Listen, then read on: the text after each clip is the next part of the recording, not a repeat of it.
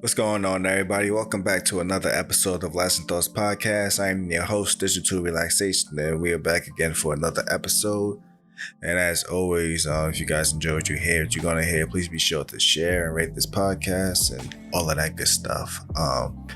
But yeah, I don't know what I said last episode. Usually I listen to my episodes back, but I did not listen to my last episode. So if I did say it, or if I did not say it, I'm going to say it now or reiterate. The whole my schedule thing and with me trying to go weekly and whatnot. I'm trying to stick to weekly, but the kind of the topic of this episode is going to can't even speak. It's going to kind of lead to me explaining why I did not do an episode last week, aside from the other reason. But I'm not gonna blame other people. And I told you guys I had a plan for the Mother's Day episode, and unfortunately that did not happen. So we going from there. But that's not the main reason why I didn't do an episode last week. So before I get into that, of course, what I've been up to, I did not write a question of the day. Fair warning, maybe I'll think of one while I'm doing this episode, but as of right now I do not have one. So yeah. So yeah, music. I don't want to say this is like recent. As you probably have known if you've been listening to my podcast, I have been following a artist. What would I categorize her as? Yes, I want to say a soul singer, but she's very experimental with her sound that I can't just, like at the core of her music is so, vibe, but there's a lot more to her style. But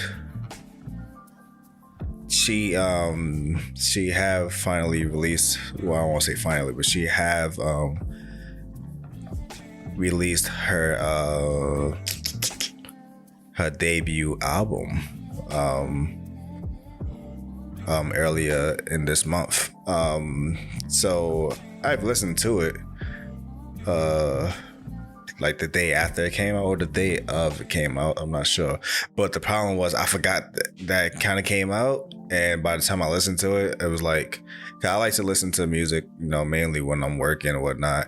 And I was kind of already like done, so I didn't have the proper time to cherish what I heard. But I mean, all around it's solid, but my playlist was coming on today, and it was shuffling through random songs, and it started shuffling into her album. And there's a song, it stood out to me before, but like I said, I only listened to the album once, so I didn't give it time. But the song stood out to me before.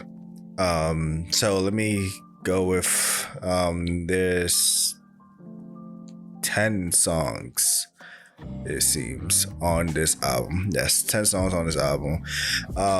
Stay Away From Me is a song that came out last year as a single, and I love that song. I'm pretty sure I talked about it on the podcast. And I wasn't sure if she was dropping a project or not, that she announced that she's gonna be dropping an album. So think, of course, about me. Like I say, I don't like to let singles dictate how I'm going to perceive a project. So she dropped 2 more songs and videos to promote this album, but I purposely chose not to listen to them because I want to listen to the album freshly, to get the whole purpose of the project. And I wasn't even sure if Stay Away was going to be on it because, like I said, the song came out a year ago. Well, not, like late last year, but a year ago. So I wasn't sure if she was going to put it on it, but it is on it. Track 7. But yeah, this album, this album, the problem was, it's good, but where I was in my mental space at the time, which I'm going to talk about the topic, I was conflicted on how I should enjoy it. But now that I've gotten over my hurdle for the most part, there's a song on here, track 4, called Run.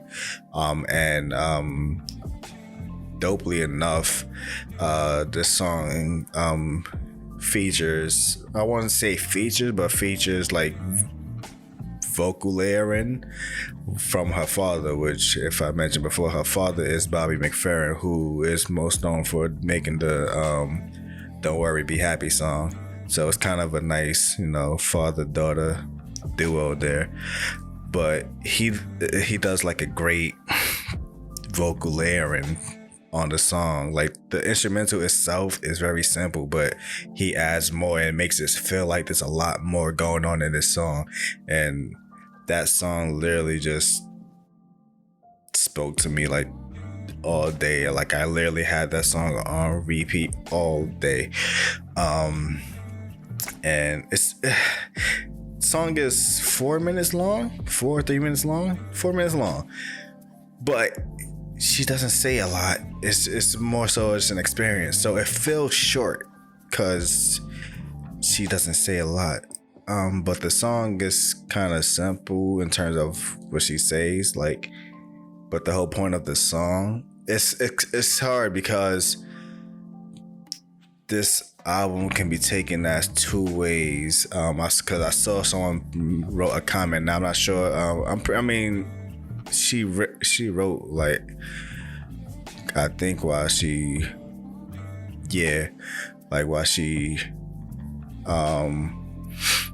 made this project. And it's funny that this kind of what led to it is what's been bothering me. So, like, last year she had a near-death experience where she and her partner got into a car incident, and like, that's the pictures, like the way the car looked like they shouldn't have survived that, but they came out unscathed for the most part. And it was just a lot more, and it feels like the whole project sounds like a big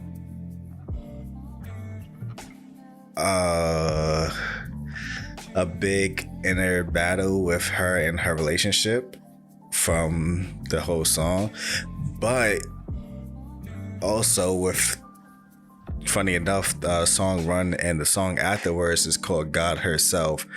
Both these songs, well, with that in mind, the song Run makes me feel like she speaks from the point of view of,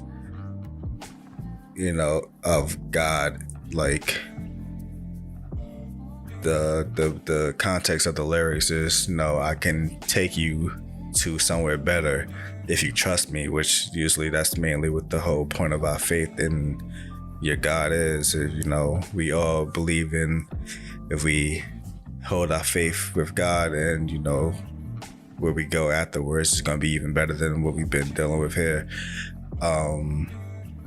And there's the part of the song is, when it's all said and done, you won't have to wish that you knew how to run, because you won't need to run away from anything no more. Like, everything will be better. And now that I am in the space I am now, that song speaks to me a lot.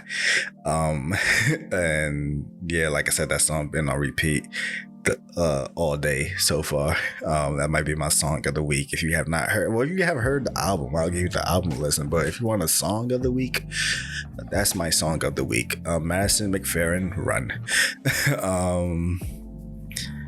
But yeah, that's mainly that. Also with music, um, I'm planning to obviously release more music myself.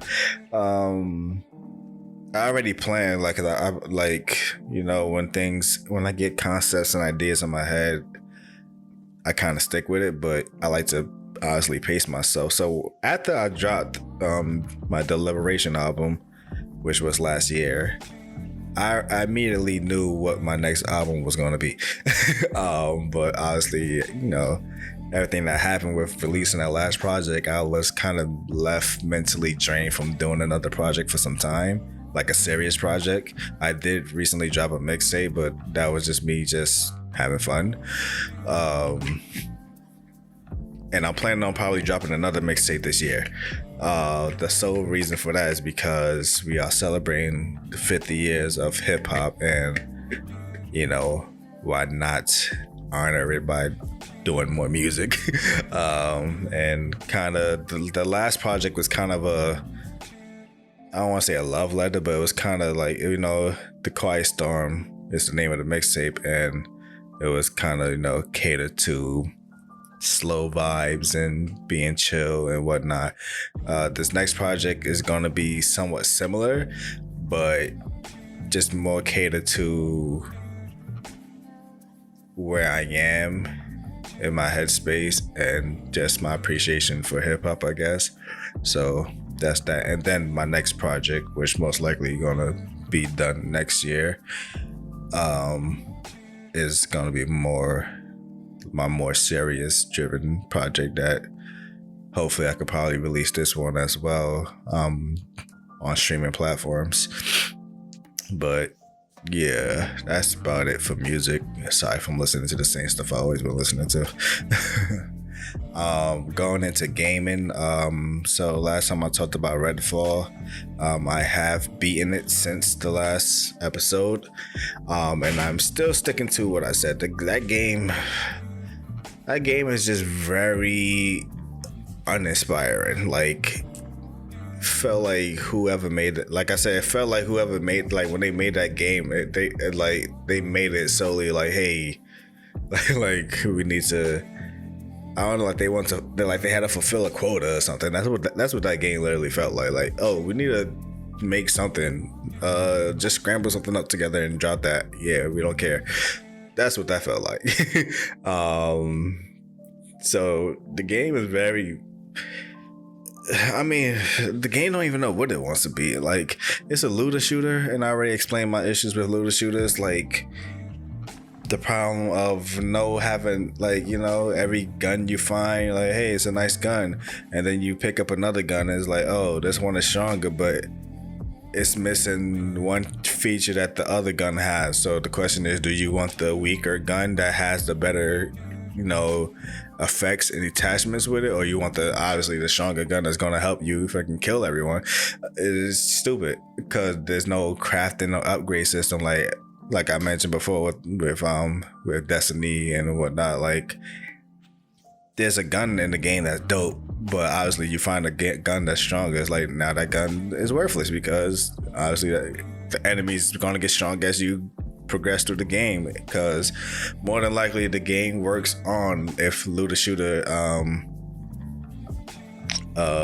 mechanics, the more your character levels up and unlock your skill tree or whatnot, obviously the enemies are gonna level up with you, so you're not gonna be OP like by the time you at the end of the game. Like, they still gonna keep them challenging, so you're gonna have to keep needing new guns. So you can't craft your guns to be stronger. You just gotta keep picking up stronger guns, and that sucks because it's like there's guns with like silencers on them, even snipers, and it's like, that's great because when you shoot one vampire, then because they got an annoying teleportation ability. I don't know why they move so fast that it seems like they teleporting. So it's like, you alert one vampire, next thing 10 just teleport right on you, and it's like, bro, so you can use the sniper, but the problem is the sniper is too weak. So you trying to headshot, and they left with literally a scratch of life, and you got to quickly kill them before you alert the rest of the vampires. And it's like, that sucks. And then, oh, I got a stronger sniper, but this one do not have a silencer on it. And it's like, what's the point? Like, once I shoot this, I'm gonna be hoarded by vampires. So it's annoying. The game is stupid. The story is stupid. My character actually explains it the most. Spoiler alert, I guess. But in a nutshell, the game is basically about rich kids that want it all. I'll let you figure the rest out. So that's that. But I just wanted to beat it because, like I said, there wasn't really nothing else to play at the time.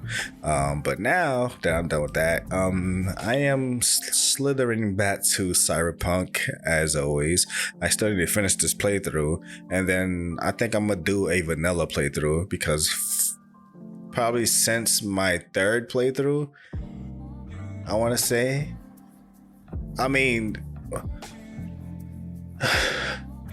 since my third playthrough. Yeah, probably since my third playthrough, I've been using mods. My second playthrough was my 100% playthrough, so I wasn't really using mods. But after that, I started using mods.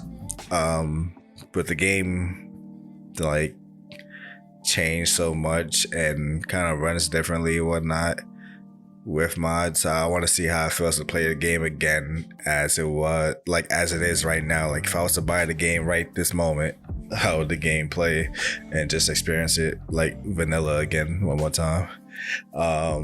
There's that. Forspoken, its final DLC, I believe, I think technically either it's today or tomorrow.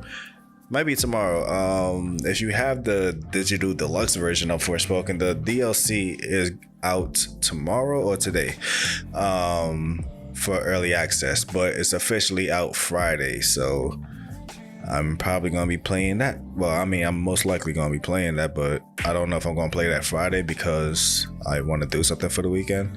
And it's going to leave me not being home. So I might not be able to play it exactly, but I am going to plan on playing it. So now that Redfall is out the way and these games are coming back, I have something to do now afterwards, but that's that.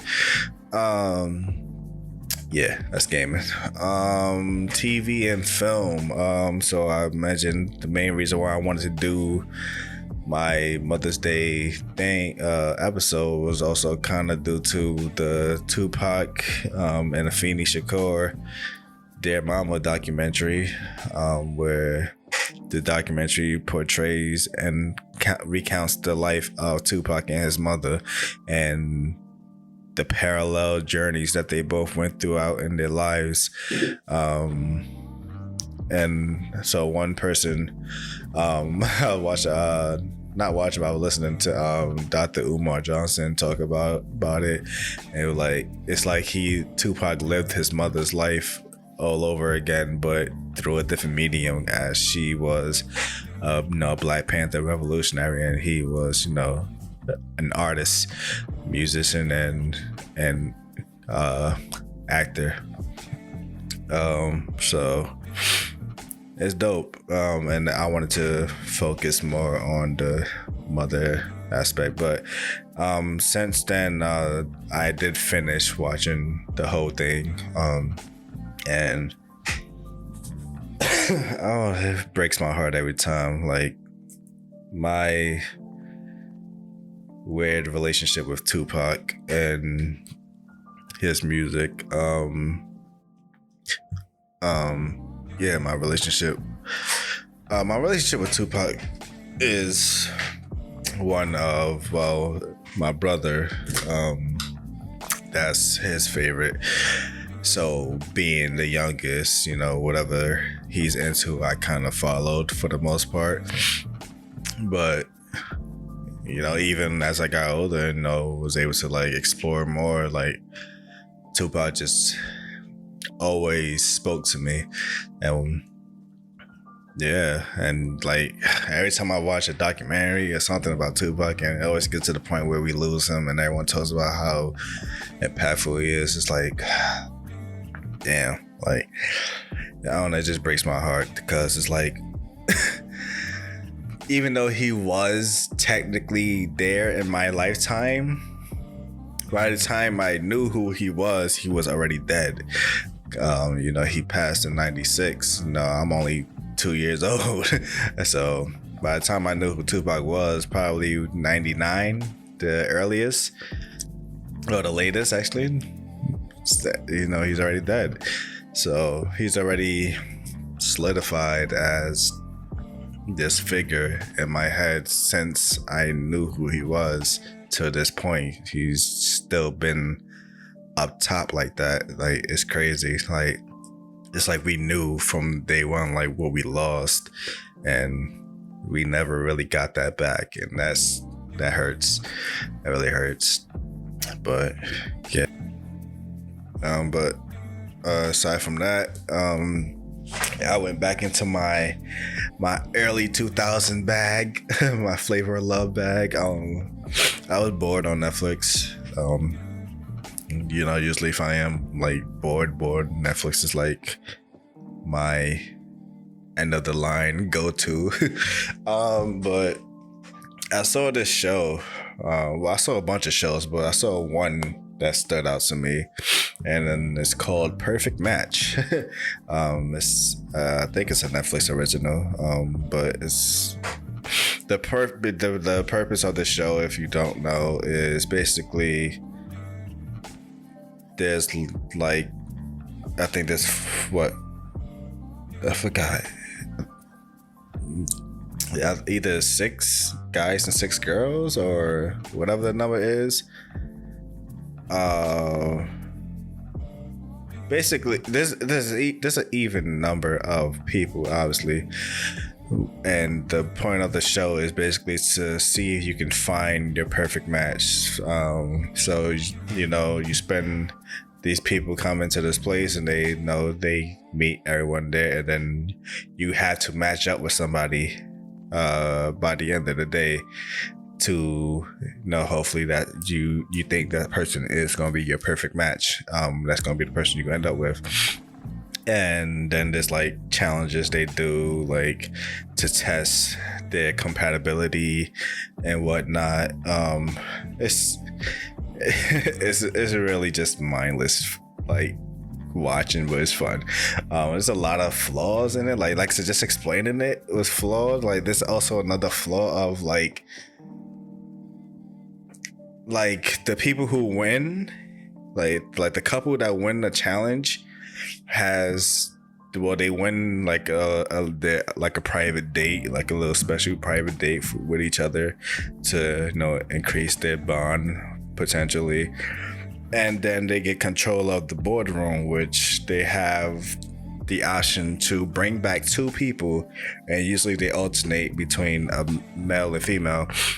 So like one episode they'll bring back 2 males, and they'll pick 2 females that's like already partnered up with somebody, and they probably feel like, oh well, we can clearly see this person's not really happy with this person, so I must bring this dude in the house and put them on a date with this person and see if that will work. And that's that.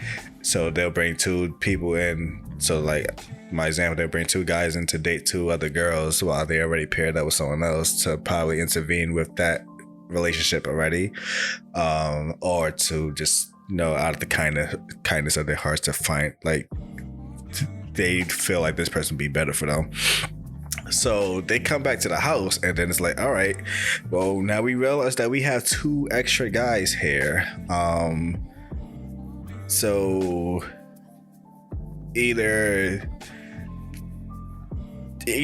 everyone can partner back up again, or these 2 guys can wiggle their way into matching with someone, and whoever the last 2 guys are that's not matched out have to leave.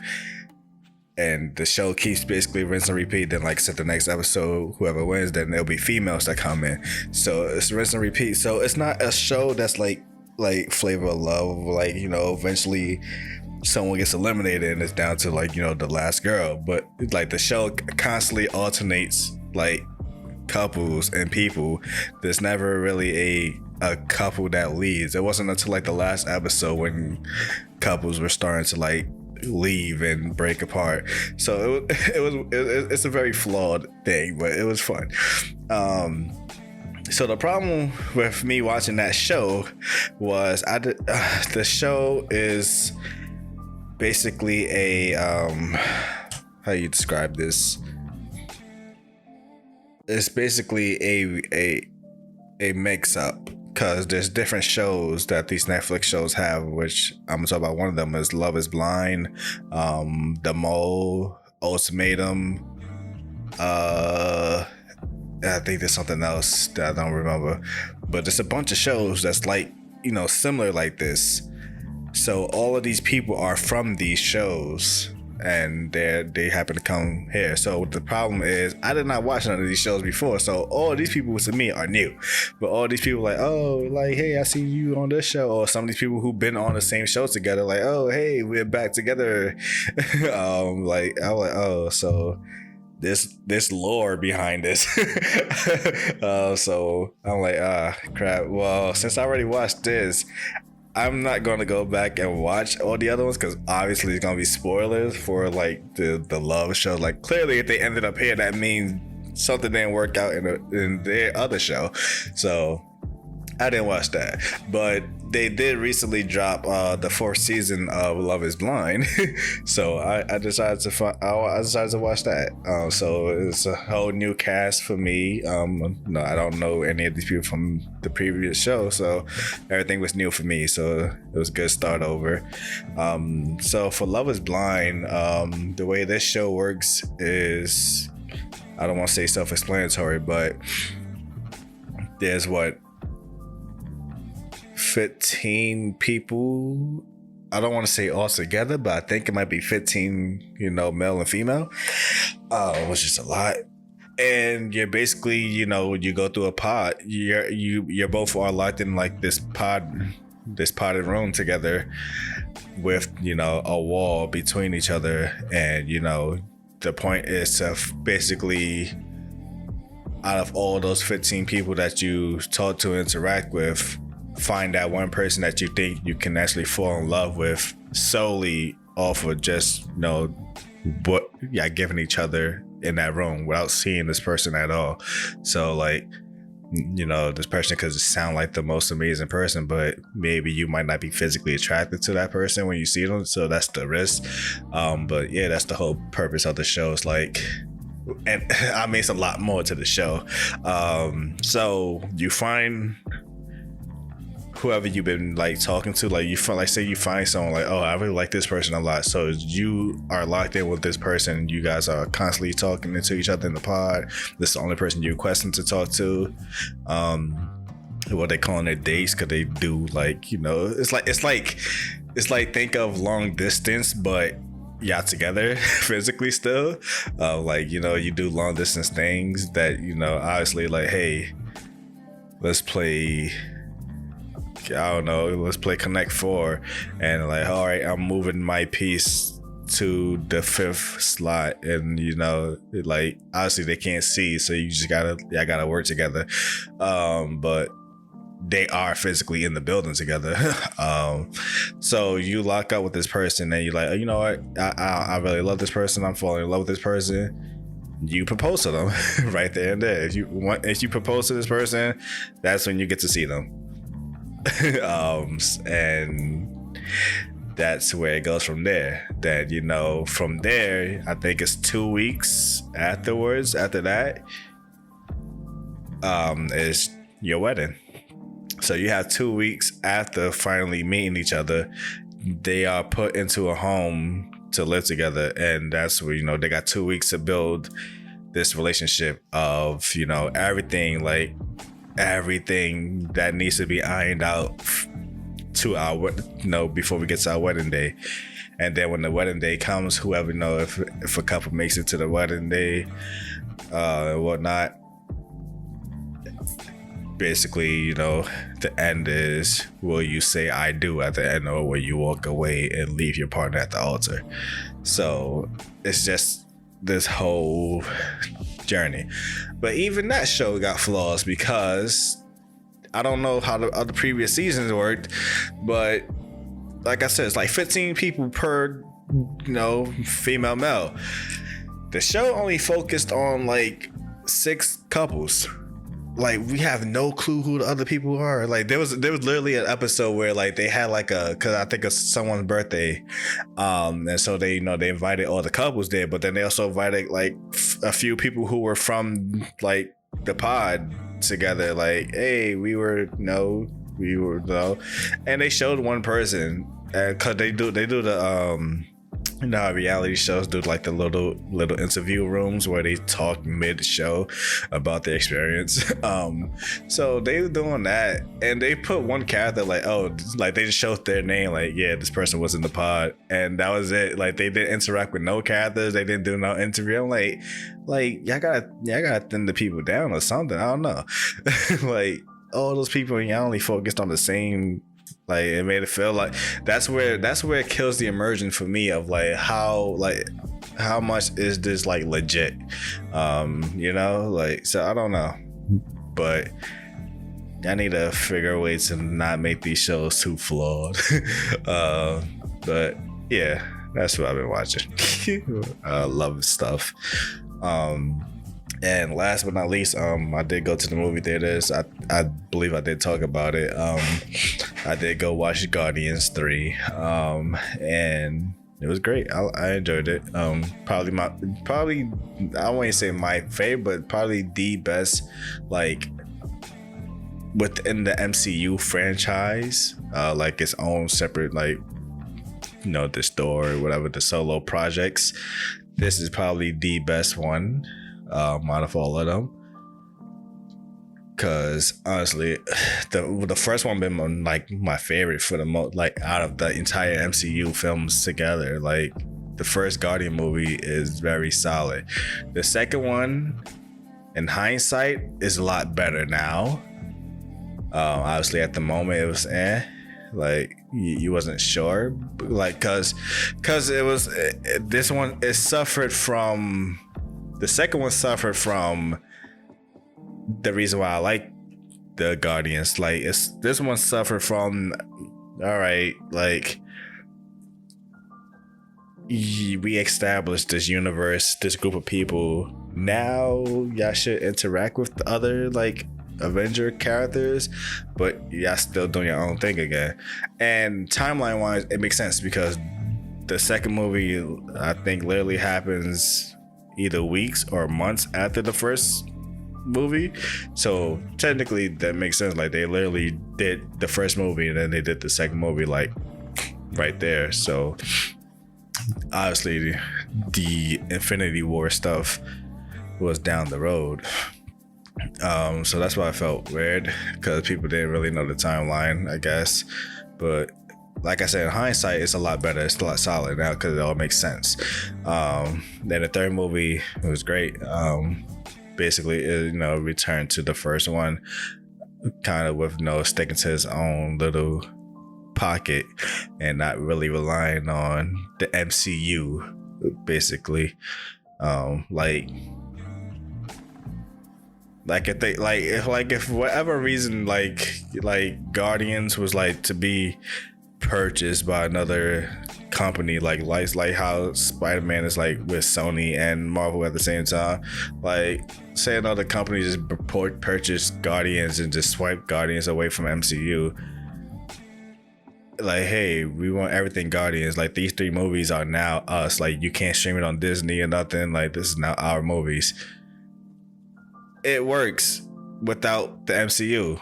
That's what's great about it. You can watch all 3 of these movies without the MCU. You can just be a Marvel fan and get the reference. You don't have to be an MCU fan to get the reference. Like, that's what's great about these movies. Like the other movies, like, oh, like, yeah, that makes sense because this happened in that movie and this happened in this movie. Oh, it's leading up to this movie. Like Guardians is there. Like the only little things is the first movie, like, oh, Thanos is there. Okay, that's it. He, like, and I like that how his role was, because it was like how Kang is now. Like, yeah, he's there. That's Thanos. That's the big bad dude who, come Infinity War is gonna break all of our hearts. But he's right there as a normal dude in the first Guardians, just being a villain. Like, hey, I'm gonna kill you guys and bring me the power and all of that. Like, he's just a simple villain. So it was like, it didn't have that deep impact. Like, oh, like this is Thanos. This is the big guy. Like, yeah, like he was just there. So it worked. So yeah, great movie, great trilogy, because I believe this is the last Guardians. I believe the characters are gonna be like, I guess, side characters in different projects, which is cool. But as a Guardians film, this is the last one, because James Gunn is now running DC, so he's not gonna be doing that no more.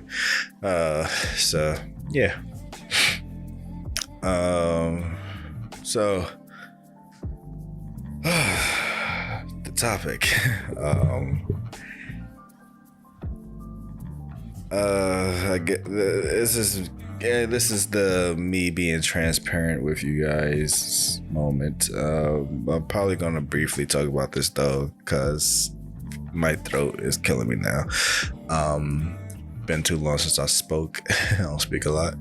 But so the reason why a lot of things, going back to why I didn't do an episode last week, and going back to the album I was referencing, even going back to Tupac, Dear Mama, because that all plays a part in why everything with me been happening lately.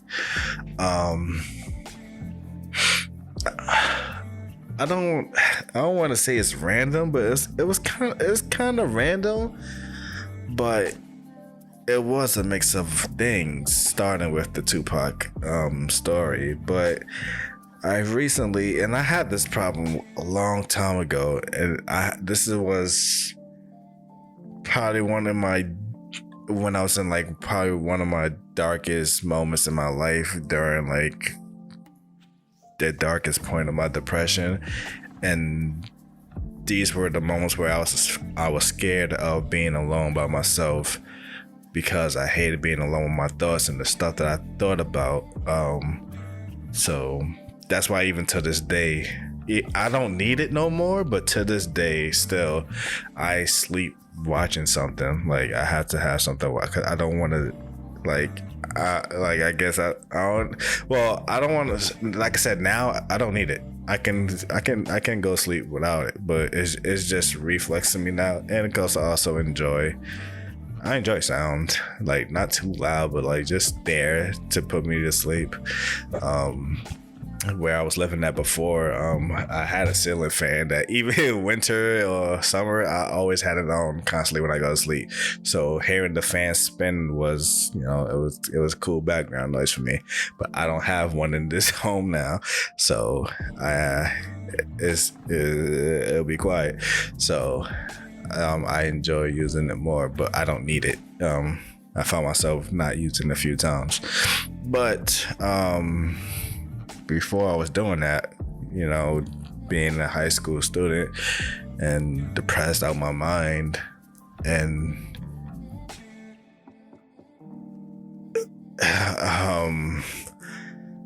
we had a rule during like my high school years that like most of our mainly video games was off limits during school weeks, so I couldn't hang out with the people who were close to me that I'm no longer around, because I moved a whole nother state away. So that was the one thing that was keeping us connected. So I look forward to those weekends, because that was everything to me. But like I said, when it's just me during the weekdays, or once the game is over and I'm back in my bed, and it's just me and my thoughts in my bed at night. And I would obviously think about the one thing that's, stopping me from being here and whatnot, which is death. And to this day, and I think I'm accepting it now, and it's leading to what I'm going to talk about. But to this day, I don't think I will ever be okay with the afterlife, which is crazy enough because I did have an episode talking about the afterlife and about how you should perceive it the way you want to perceive it. That's not my issue. My issue is just the idea of it, and that was my dilemma when I was at my darkest point of time, because it was like, I want to go away. I want this all to end. I'm like, I'm tired of my life. But the other side don't sound too cool either, like good or bad. I'm not a fan of either one. So I'm literally trapped in living, but on autopilot. I'm just existing. I'm not even living, I'm just existing. And for like a good close to a decade, I just been existing. And I think it kind of dawned on me now that I think even now, if I'm being honest, I think I still had just been existing. I gotten better. I've been improving a lot, but it dawned on me a lot that I kind of just been existing. And the Tupac documentary kind of reignited that with me, because here's this dude, like I said, since I knew about Tupac, he was already passed away, but since I knew about him, he always been on this high pedestal for what he done in his life and what he contributed and how we look at him. And that only just kept on growing stronger and stronger as I got older, and like his impact never diminished. Like the fact that we literally just got this document. This not like an old document. They literally like recently just filmed this documentary. Like the fact that how part of it was also his mother, but it was like the fact that his legacy is still that strong. And the man was only 24, 25 when he passed. When you were younger, you look like, damn, like, he's damn, like you always looked at him like he was a grown wise man. But now I'm older than him when he passed. It's like, it's the comparison thing, like what this man legacy is, it's immortal. Like I'm not sure there'll be a time where we'll forget this man. And now that I'm spiritually older than him, it's like, what the hell I've been doing, like, yeah, I've been doing, I do all of this, but to what degree is like, like who is this changing, who is this impacting? Like, to this day, I don't really get people talking to me about, hey, I listen to your podcast, I enjoy it. So it's like, and then there's an episode where he talks about, even in other interviews, about how he's just like so ready and prepared for what comes next. And like, if I die, I live the good life, I'm not tripping, even though he's like bro, like Snoop Dogg said it too, like, technically people say like probably by the time you're 27, that's when you're technically looked at as like you're grown. Like you're still like, till then you still you're still just a baby. Like, some people say that, like, oh, you still a baby, like like this man was still just a kid. And to tell him, talk about like, like only 2 decades on this planet, but I enjoyed my life. I'm cool if it ends right now. And it's like, damn, like I'm not cool if it ends right now, and that's what I came to terms with, because it's like, what did I leave behind? So I've been fighting with, not fighting, but coming to terms with respecting and cherishing my mortality. I've grown to really, really, really appreciate the life I've been given, and just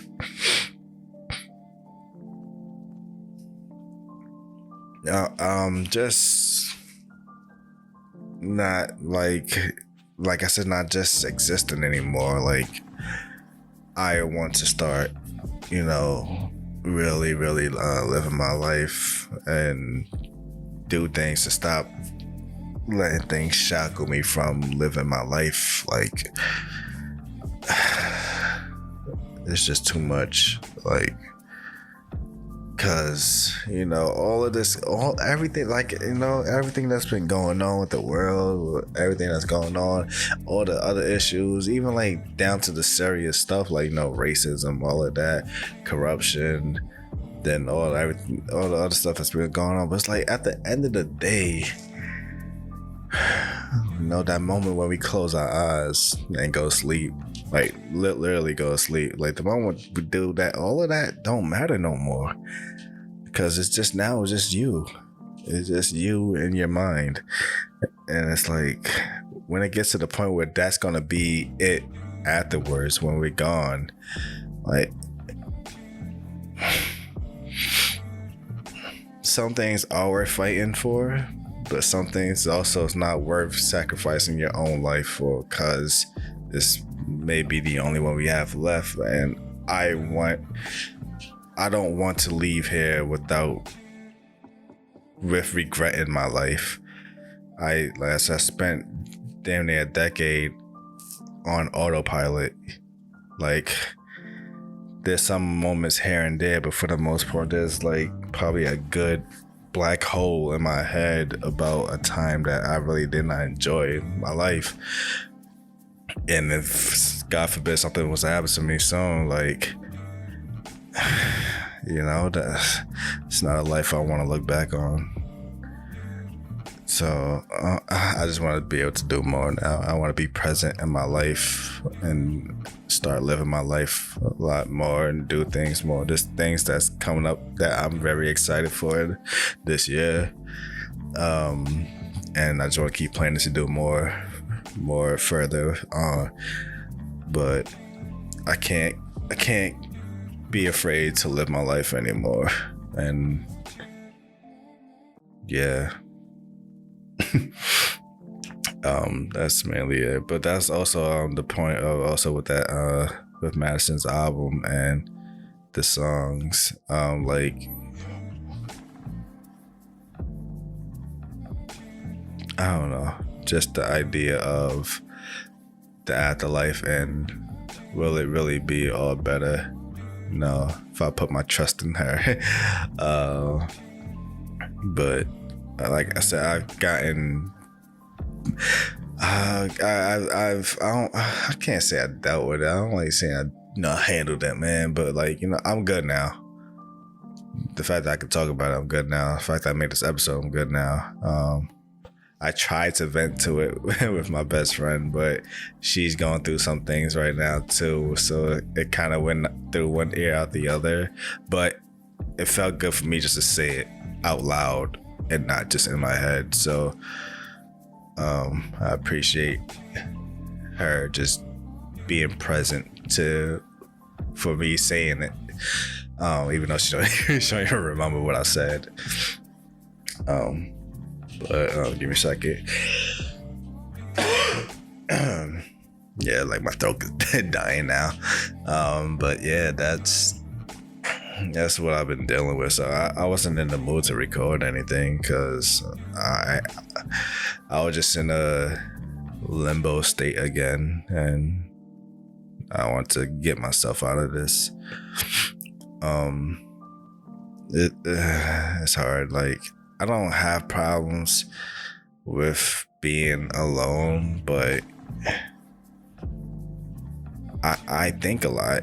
I overthink a lot, and as much as I like this podcast and whatnot, I can only talk about so much with myself on this platform. Like, there's a lot that I do want to talk about. There's a lot that I would love to talk about on this podcast, but I know it would be a lot better if I had someone to talk to rather than me just talking about it. But I don't really have no one that available on the top of my head that I can just bring up. So a lot of stuff that I would love to talk to. I don't. But to end this on a relaxing thought note, I think that should go for. I'm not gonna tell you what to do with your life, but I think this should go for everyone though. Like, we should appreciate our lives more and do more. Just do more for ourselves. So I'm doing more for myself, like, not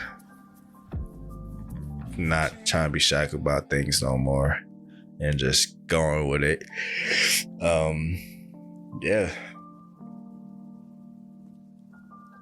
I'm trying not to choke out here. I'm dying. But yeah, I'd like to say more, but my throat is preventing me from continuing. So yeah, I hope you guys enjoyed this episode. Share, rate, all of that good stuff. Until next time, hope you guys have a great day, a great week, and yeah, peace.